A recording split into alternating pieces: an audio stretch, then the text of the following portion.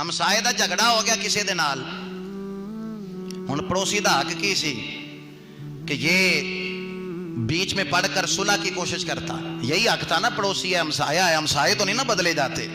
तो जब ये हमसाया था, इसका हक बनता था कि इसके हमसाए की किसी के साथ लड़ाई होगी, झगड़ा हो गया तो ये बैठता और सुलह की राहें हमवार करता। लेकिन एक ही किरदार अदा कर रहा है, ये रोजाना मुखालफ पार्टी ने रिपोर्टा देंदा, अज फलाने चौधरी को गया सी, अज फलाने दे उत्ते मेहनत कर रहा सी। ये तेरा मुसलमान होने का किरदार है? इसको मुसलमान कहते हैं। भाई तेरा ते हक बनता सी उस पार्टी को जाता, अगर तेरा हमसाया नाहक है तो जाके माफी मंगदा, यार ओदी तरफों मैं माफी मंगना, कोई नहीं माफी मंगना, हुजूर फरमाते हैं इज्जत च कमी नहीं आती। आप बीच में पढ़ते और सुलह करवाते, और अगर इस पर ज्यादती हुई है तो बीच बचाव करा के कोई दरमियानी रास्ता निकाला जाता, बात खत्म कराई जाती, रफा दफा मामला करवाया जाता। ऐथे ते कई दफा इंज होया, दो बिरावां दी आपस में लड़ाई हो गई ना, सुलह कराने वाला पता की आंदा है, आंदा मैनू तो पहले ही पता सी तेरा भाई इंजदा है, अगर तेरी मर्जी है सुलह करनी है तो कर, भावें ना कर। ए तो तीली लाण आया या सुलह कराने वास्ते आया?